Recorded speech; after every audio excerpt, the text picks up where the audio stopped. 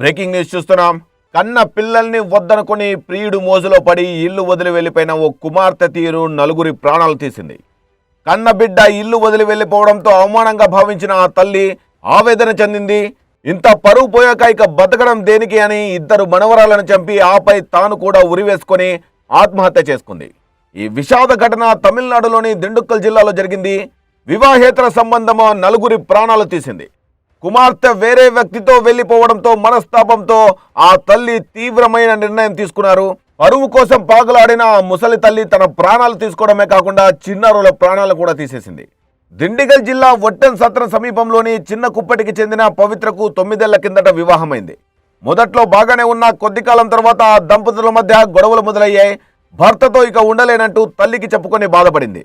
ఇక కూతురు బాధ తట్టుకోలేక ఆ తల్లి కూతురిని ఇంటికి తీసుకొచ్చింది.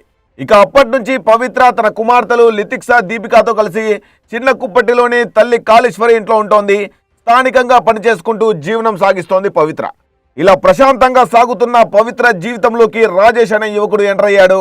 వారిద్దరి మధ్య పరిచయం కాస్త వివాహేతర సంబంధానికి దారితీసింది. ప్రియుడి మోజులో పడిన పవిత్ర కుటుంబాన్ని, పిల్లల్ని వదిలేసుకోవాలని నిర్ణయించుకుంది. ఇక రాజేష్తో వెళ్లిపోయి హాయిగా బతకాలని డిసైడ్ అయింది. దీంతో తన ప్లాన్ లో భాగంగా ఇంటి నుంచి వెళ్లిపోయిన ఆమె మళ్ళీ తిరిగి రాలేదు. ఇక ఇంటి నుంచి వెళ్లిపోయిన తర్వాత పవిత్ర తల్లికి ఫోన్ చేసి విషయం చెప్పింది. దీంతో ఆమె వేరే వ్యక్తితో వివాహేతర సంబంధం పెట్టుకుని వెళ్లిపోయినట్లు తెలుసుకున్నారు పవిత్ర తల్లిదండ్రులు. తీవ్ర మనస్తాపం చెందిన తల్లి కాళేశ్వరి కన్నీటి పర్యంతమైంది.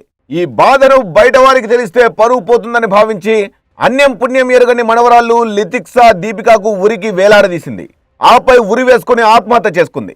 ఈ ఘటన తమిళనాడుతో పాటు దేశవ్యాప్తంగా కలకలం సృష్టించింది. ఘటనా స్థలానికి చేరుకున్న పోలీసులు మృతదేహాలను పోస్టుమార్టానికి తరలించి విచారణ చేపట్టారు.